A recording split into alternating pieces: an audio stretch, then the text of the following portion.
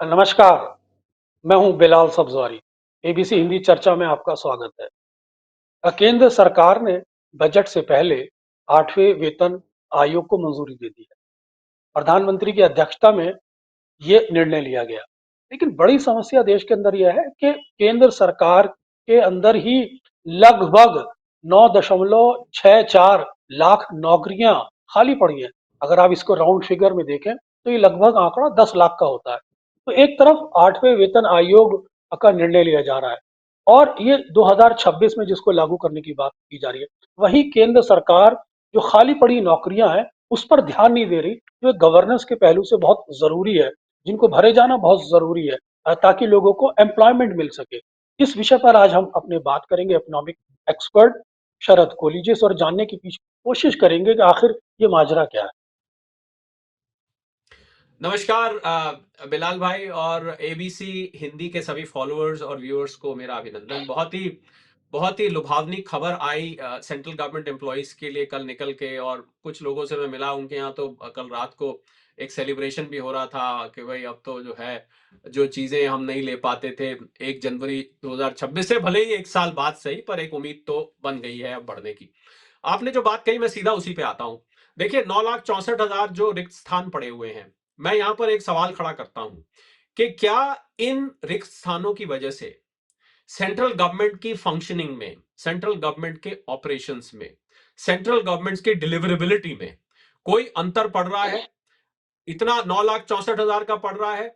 इसका जवाब है हाँ, कुछ हद तक हाँ, पर ज्यादातर ना।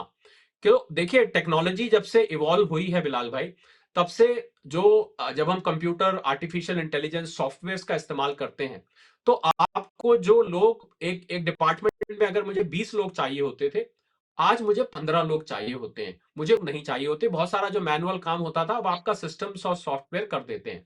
दूसरा जो आपने पहलू उठाया कि क्या ये लोगों को नौकरियां दी जानी चाहिए, अब देखिए सरकार एम्प्लॉयमेंट देती है, 50 लाख के करीब सेंट्रल गवर्नमेंट एम्प्लॉइज हैं, 65 लाख के करीब। तो सरकार नौकरी देने वाली तो 50 लाख, इस देश में जो हमारा वर्क फोर्स है इस टाइम, जिसको हम काम काज करने वाले लोग कहते हैं, वो 50 करोड़ से कहीं ज्यादा है। तो सरकार 50 करोड़ लोगों, 50 करोड़ 60 करोड़ लोगों को नौकरी देने का जिम्मा तो नहीं ले सकती। सरकार उतने ही लोगों को नौकरी देगी जितने लोग उसको जरूरत है, क्योंकि उसका सरकार पर बोझ भी पड़ता है। तो अगर ये रिक्त स्थान अब तक नहीं भरे गए हैं, तो क्या कारण हो सकते हैं? क्या यह कारण है कि अब इन रिक्त स्थानों में से ज्यादातर स्थान हमें जरूरत नहीं है? पहली बात। दूसरी बात, क्या ये रिक्त स्थान भरने से सरकार के ऊपर फिस्कल लोड पड़ता है जिसका आपने जिक्र किया? क्या इसका फाइनेंशियल बोझ सरकार पर पड़ेगा? तो अगर ऐसा होता तो फिर अभी जो एट्थ पे कमीशन रिकमेंडेशन देगी वो तो 2.5 से फैक्टर की बात करी, यानी कि आपकी 2.5 गुना से भी ज्यादा तनख्वाह बढ़ जाएगी, तो वो तो लोड वैसे भी बढ़ जाएगा। मुझे ऐसा नजर आता है बिलाल भाई कि टेक्नोलॉजी के इमर्ज होने से, और सरकार ब्लॉकचेन का इस्तेमाल कर रही है, सरकार आईओटी का इंतजार, मुझे ऐसा लग रहा है कि रिक्त स्थान ये रिकॉर्ड पे तो हैं कि ये खाली हैं, पर इसमें से अब नहीं भी भरे जाएं तो सरकार की फंक्शनैलिटी पे शायद उतना फर्क नहीं पड़ता। ये एक कारण हो सकता है इनको ना भरे जाने का, ऐसा मेरा मानना है। जरूरी नहीं मैं बात जो कह रहा हूं वो सही हो, पर ऐसा मुझे लगता है। लेकिन लेकिन कोहली जी, आप देखेंगे कि आर्मी ऑफिशियल्स की जब बात आती है, तो आर्मी की तरफ से कई बार इस तरह के बयान आए कि उनके ऑफिसर लेवल पर बहुत सारे पद रिक्त हैं जिनको भरा जाना जरूरी है। वहीं वहीं अगर ये इतनी बड़ी संख्या है, तो ये पद खाली हैं, या तो इन पदों को खत्म कर दिया जाए अगर इसकी जरूरत नहीं है। आपने कहा टेक्नोलॉजी इमर्ज कर रही है, तो जब टेक्नोलॉजी इमर्ज कर रही है तो सरकार को एक जियो लाके इन इन पदों को ही आई मीन समाप्त कर देना चाहिए। तो फिर ये जो बार बार एक इंप्रेशन जाता है कि 10 लाख पद खाली पड़े हैं, ये एक नेगेटिव इंप्रेशन जा रहा है। और अगर इनकी जरूरत है तो इनको समय से भरा जाना चाहिए। आपको लगता है कि अब आने वाले बजट में, जिस तरह से हम कई बार इस विषय पे चर्चा भी कर चुके हैं कि फिजिकल फिजिकल डेफिसिट है, उसका भरपाई करनी बहुत जरूरी है। और आप देख रहे होंगे कि टैक्स टैक्स को लेकर मध्य वर्गीय भी बहुत आशान्वित है सरकार के प्रति, और पॉजिटिव दिख रहा है। वहीं किसान भी चाहता है कि उसको मिलने वाली जो 6,000 रुपए की जो प्रधानमंत्री ग्रामीण योजना के माध्यम से जो उनको 6,000 रुपए सालाना दिए जाए, उसके अंदर भी 10,000 रुपए का वो एक अपेक्षित आई मीन फायदा देखना चाह रहा है, और वो उसकी उम्मीदें लगाए बैठा है। तो ये सारी प्रेशर्स हैं और ऐसे में 8वें वेतन आयोग की ज़रूरत क्या थी और इसको इससे क्या अचीव होने जा रहा है? आपने बहुत सारे सवाल एक साथ पूछे, मैं एक-एक करके आता हूँ। आपने पहले कहा कि क्या एक नोटिफ़िकेशन लाके अगर टेक्नोलॉजी के माध्यम से वाक़ई में अब इतने लोगों की सरकार चलाने में ज़रूरत नहीं है, तो क्या उन स्थानों को कैंसल दिए देखिए ये बहुत ही सेंसिटिव मुद्दा है। ये उसी प्रकार का मुद्दा है कि आप कहें कि जो किसान है उस पे इनकम टैक्स लगा दिया जाए, तो सारे में हल्ला मच जाएगा। तो अगर इन स्थानों को कैंसल कर दिया गया तो मुझे लगता है ये एक पॉलिटिकली सेंसिटिव इश्यू बन जाएगा और इस पे हंगामा खड़ा हो जाएगा। तो मुझे लग रहा है ये जोखिम सरकार बिल्कुल भी नहीं लेने वाली है कि इन स्थानों को कैंसल करे और प्रधानमंत्री समय-समय पर एम्प्लॉयमेंट मेला जो लगाते हैं, रोजगार मेला जिसको हम कहते हैं, उसमें आपने देखा कभी 50,000 अपॉइंटमेंट लेटर्स बाँटे, कभी 75,000 अपॉइंटमेंट लेटर्स बाँटे और पिछले 1-2 साल, 3 साल को अगर उठा के देखेंगे तो समय-समय पर प्रधानमंत्री जी ने नियुक्ति पत्र दिए हैं और लोगों को अपॉइंट किया गया है। पर अब भी अगर इतने खाली हैं, तो इनकी रिक्रूटमेंट इसमें 2-3 चैलेंजेस और भी हैं। एक तो जो मैंने आपको बताया टेक्नोलॉजी के लिए हो सकता है पूरे 964 मैंने ये नहीं कहा कि पूरे 9,64,000 अब नहीं चाहिए टेक्नोलॉजी की वजह से समाप्त हो जाए। मैंने कहा इनमें से कुछ पद ऐसे हो सकते हैं जिसकी शायद अब टेक्नोलॉजी की वजह से पुरानी अगर हम परंपरा से तुलना करें तो शायद अब इनकी ऐसी जरूरत ना पड़े। दूसरा आपने मैं फिर आपके पहले आखिरी सवाल पे आता हूं जो आपने 8वीं पे कमीशन की जरूरत क्या दी देखिए 10 साल बाद ये पे कमीशन होता है जो 7th पे कमीशन आया था 2014 में आया था 2016 से नई ये लागू हुई थी नीति।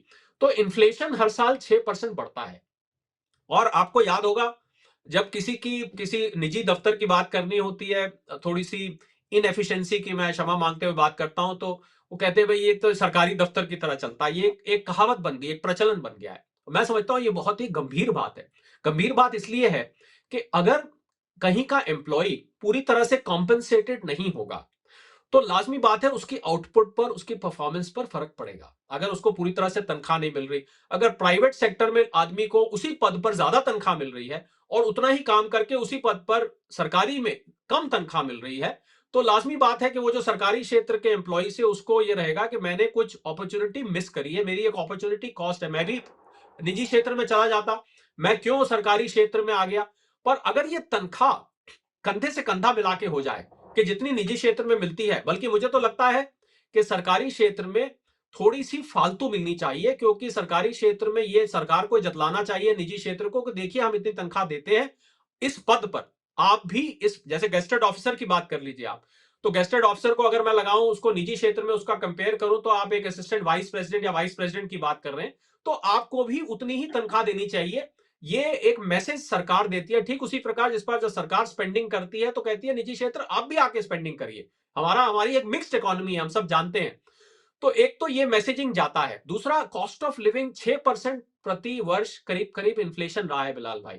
तो घर चलाना भी कठिन हो जाता है। आपको तनख्वाह एक एक परिवार पे हम 1 करोड़ 10 लाख लोगों की बात कर रहे हैं, 50 लाख के करीब एम्प्लॉइज हैं, 65 लाख के करीब पेंशनर्स हैं, 1 करोड़ 10-15 लाख की हम बात कर रहे हैं। इनके 5-5 आदमी इनके परिवार में हम 5-6 करोड़ लोगों की बात यहां पर कर रहे हैं। तो उनको उनको उनको अपना गुजर करना भी बहुत बहुत सारे सरकारी लोग ऐसे हैं जो अपने बच्चों को अच्छे स्कूल में नहीं पढ़ा पाते, बहुत सारी चीजें।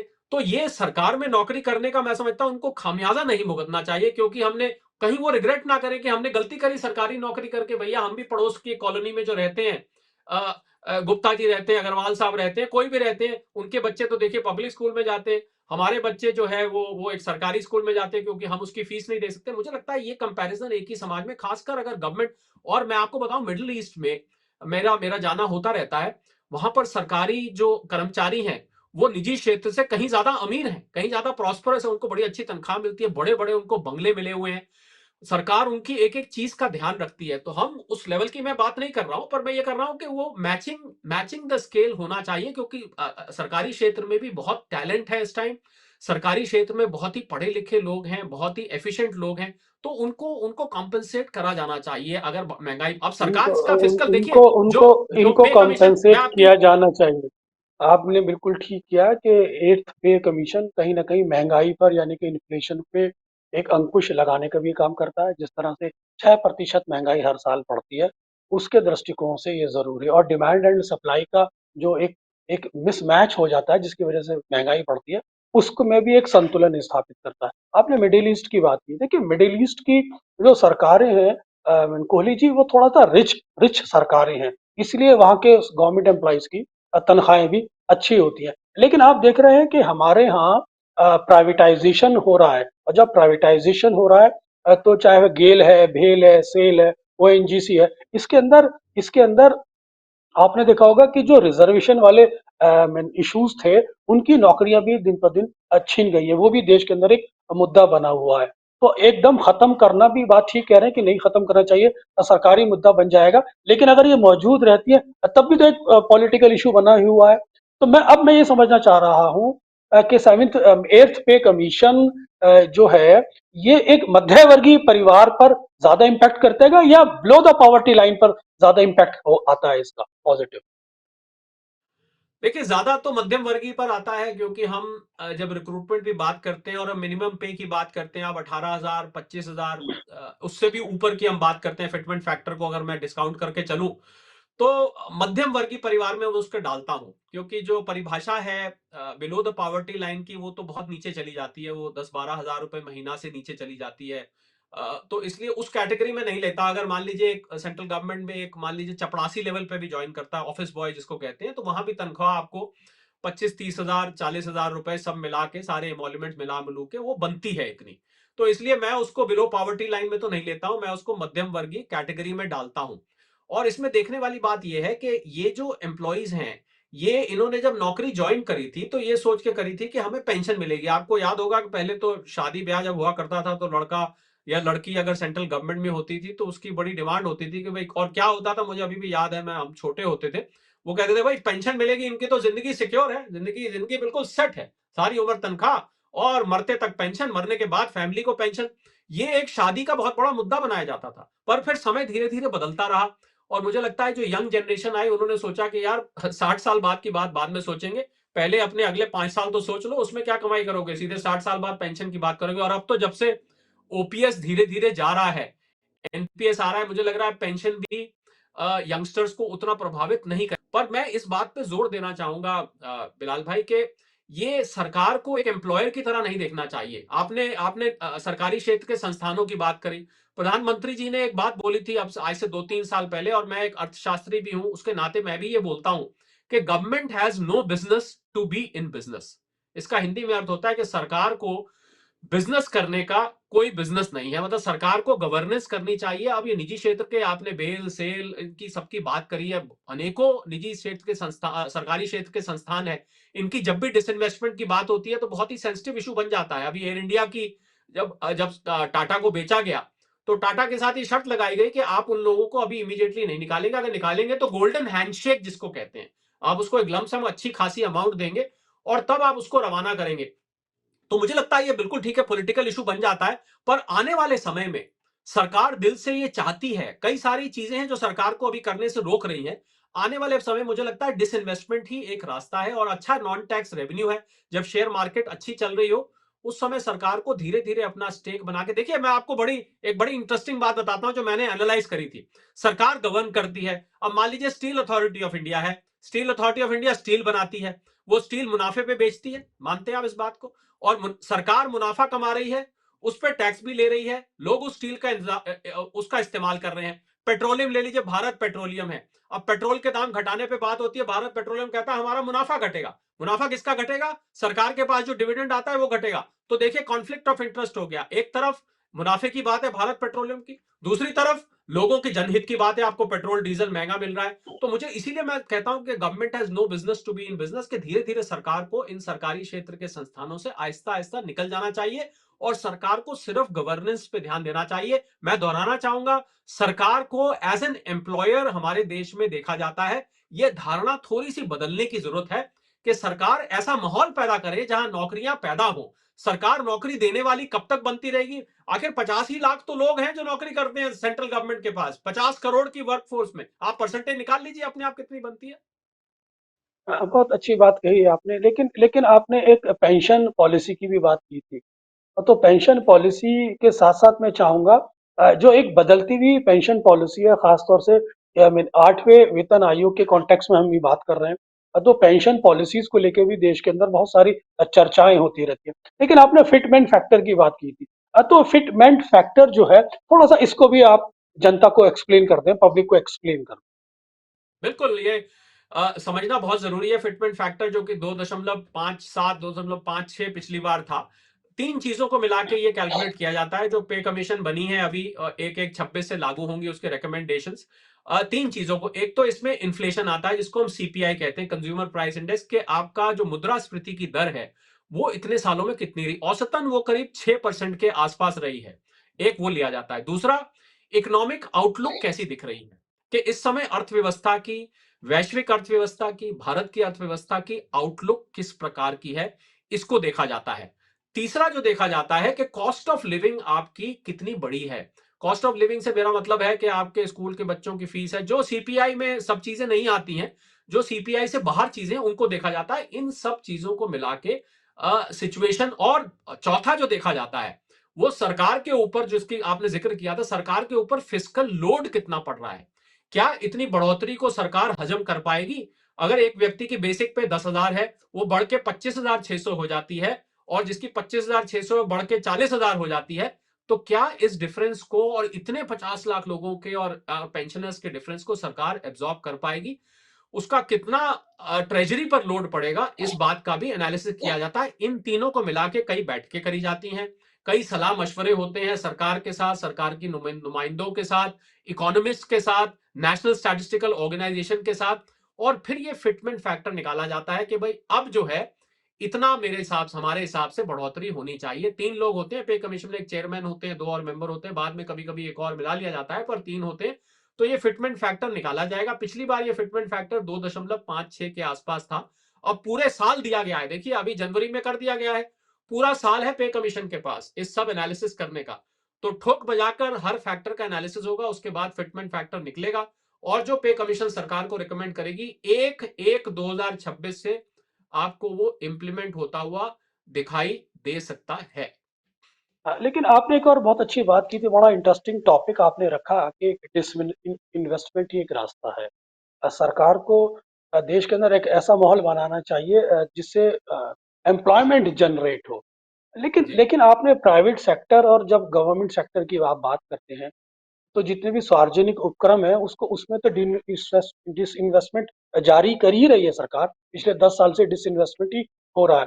लेकिन लेकिन जब प्राइवेट सेक्टर की कॉम्पिटियंस की बात की जाती है और जब उसका कंपैरिजन मीन्स गवर्नमेंट के मीन कॉम्पिटेंसी से होता है, तो आपने देखा होगा प्राइवेट वाले तो 2 सेकंड में ही एम्प्लॉय को बाहर कर देते हैं, तनख्वाहें घटा देते हैं।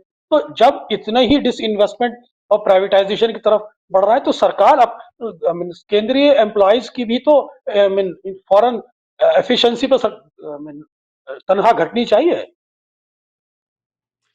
बिल्कुल घटनी चाहिए, जो नियम प्राइवेट सेक्टर में लगते हैं। अब तो सरकार में भी आपको शायद, मैं सरकारी तंत्र से संपर्क में रहता हूं, और आप मानेंगे नहीं, जब से ये सरकार आई है, मैं अक्सर देखता हूं, कई बार जो मंत्री महोदय हैं वो सुबह सुबह पहुंच जाते हैं देखने के लिए, 9:15 बजे के कितने एम्प्लॉइज आए हैं, टाइम पे आ रहे हैं। पहले तो आपको याद होगा, हमें आता था कि कोई ऑफिस में बैठ के स्वेटर बुन रहा है, कोई अपना लंच पे 1 घंटे की जगह 3 घंटे का लंच कर लिया, सुबह 10 बजे की बजाय 12 बजे आ गए, शाम को भी अपना 4 बजे अटेंडेंस लगा के निकल गए। अब आप देखेंगे सरकारी दफ्तरों में कल्चर, मैं ये नहीं कहता कि सब दफ्तरों में बदल गया है, पर ज्यादातर सरकारी दफ्तरों में अब कल्चर बदल चुका है। जितनी इनएफिशिएंसी आज से 15-20 साल पहले दिखाई देती थी, आज उतनी इनएफिशिएंसी नहीं दिखाई देती है। और इसके लिए मैं इसको, इसका जिम्मेवार सरकार की गवर्नेंस को तो मानता हूं, पर मैं विलास भाई टेक्नोलॉजी को बहुत मानता हूं, क्योंकि अब टेक्नोलॉजी ऐसी हो गई है कि लोगों के लिए छुप पाना, बच पाना, चुपके से सरक जाना, वो बहुत कठिन हो गया, क्योंकि सब कुछ इतना डिजिटलाइज्ड है, इतना ट्रांसपेरेंट हो गया है, कि वो अब एम्प्लॉइज अपनी इनएफिशिएंसी दिखाना भी चाहे तो उनके लिए कठिन हो जाता है। तो माहौल बदल गया, ये ठीक है, प्राइवेट सेक्टर में थोड़ा ज्यादा है, और सरकारी क्षेत्र में धीरे धीरे सख्ती आ रही है। और मुझे लगता है आने वाले समय में आप सरकारी नौकरी को हल्के में नहीं ले पाएंगे। अब जब इतनी तनख्वाह सरकार देगी, तो सरकार चाहेगी कि आप उतना काम करके दिखाएं। अगर काम नहीं दिखाएंगे, तो ये जो जिन रूल्स की आप प्राइवेट सेक्टर में बात कर रहे हैं, आप इन रूल्स को सरकारी सेक्टर में भी आते देखेंगे, मुझे इसमें पूर्ण विश्वास है। बहुत अच्छी बात कह रहे हैं कि अब टेक्नोलॉजी के चलते ये सरकारी कर्मचारियों को, सेंट्रल गवर्नमेंट के एम्प्लॉयज के लिए भी बहुत मुश्किल हो जाएगा कि वो अपने काम से नजर चुरा सकें, क्योंकि टेक्नोलॉजी दिन पर दिन आधुनिक होती जा रही है। और अगर सरकार के कामकाज में भी एफिशिएंसी बना के रखने का एक लक्ष्य है, जिसका बेसिक उद्देश्य ये है कि गवर्नेंस के पहलू को सुधारा जा सके। ये बात ठीक है कि देश के अंदर डिसइन्वेस्टमेंट हो रहा है, प्राइवेटाइजेशन को जोर दिया जा रहा है, लेकिन हमारे यहाँ आर्थिक कुछ दबाव भी हैं। आठवां वेतन आयोग कहीं ना कहीं इन्फ्लेशन को भी एक कंट्रोल करेगा, और जिसका असर मध्यवर्गीय और गरीब परिवार को एक राहत के रूप में मिलेगा। लेकिन लेकिन प्राइम मिनिस्टर जिस तरह से एक देश की इकोनॉमी को आई मीन $5 ट्रिलियन की इकोनॉमी बनाने की बात कर रहे हैं, और जिस तरह के हमारे पर कंपल्शंस है, आई मीन आर्थिक कंपल्शंस है, वो $5 ट्रिलियन की जो इकोनॉमी है, भारत के अंदर इन्वेस्टमेंट भी बहुत आ रहा है, हमारा जीएसटी कलेक्शन भी बहुत अच्छा है, लेकिन मैन्युफैक्चरिंग लेकिन हमारी बहुत कमजोर है। अगर आप अर्थव्यवस्था के दृष्टिकोण से देखें, तो $5 ट्रिलियन की इकोनॉमी और मौजूदा आर्थिक दबाव, जहां आईएमएफ की रिपोर्ट भी आप देख रहे हैं कि उसकी तरफ से क्या कमेंट्स आते हैं, तो इन इन सब चीजों को आप किस तरह से मिक्स करके देखते हैं?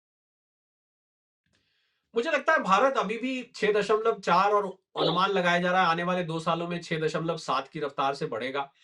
तो दुनिया की जो आपको ग्लोबल जीडीपी में बता देता हूँ, शायद कम लोग इसको ट्रैक करते हैं, 2.7 की है। अगले साल भी 2.7 रहने की उम्मीद है। तो हम अगर वर्ल्ड आउटलुक के हिसाब से देखें, तो हम उससे दुगने स्तर से भी ज्यादा से बढ़ रहे हैं। 2.7 का दुगना होता है 5.4। हम 6.4 और 6.7 बढ़ रहे हैं। तो मुझे लगता है बड़ी अर्थव्यवस्थाओं में भारत अब भी सबसे बड़ी और सबसे तेज बढ़ने वाली अर्थव्यवस्थाओं में से है। चाइना के कल आंकड़े निकल के आए क्वार्टरली, वहां भी अभी 5 5.5 के बीच में अभी उनकी जीडीपी ग्रोथ है। कहा चाइना एक समय में 10-12 की रफ्तार से बढ़ता था।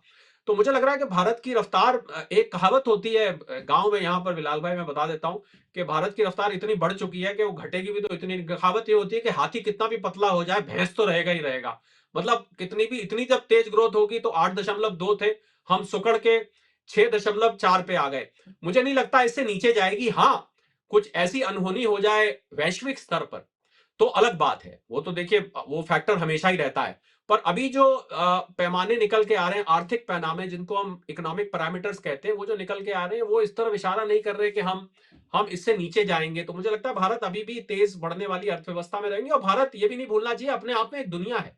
वैश्विक परिस्थितियों का असर पड़ता है, पर भारत अपने आप में भी एक दुनिया है। अगर वैश्विक परिस्थिति प्रतिकूल भी हो जाती है, तो भी भारत की अर्थव्यवस्था कुछ हद तक इम्यून रहती है, क्योंकि हम खुद 145 करोड़ लोग हैं। हम अपने आप में एक दुनिया है, हम अपने आप खुद को चलाते हैं। बाकी का विश्व हमारे अनुकूल रहे ना रहे, यहाँ खुद काम चलता रहता है बिलाल भाई। बहुत अच्छी बात कही कोहली जी आपने। भारत अपने आप में एक दुनिया है, एक बड़ा देश है, बड़ा बाजार है। अंतर्राष्ट्रीय स्तर के बहुत सारे दबाव समय समय पर आते रहते हैं, लेकिन भारत की अर्थव्यवस्था का जो लक्ष्य है, वो भारतीय अर्थव्यवस्था अपने लक्ष्य की ओर निरंतर बढ़ती रहती है। परिवर्तन सभी के साथ जुड़े हैं, चाहे वैश्विक स्तर हो, चाहे हमारे पड़ोसी देश हो।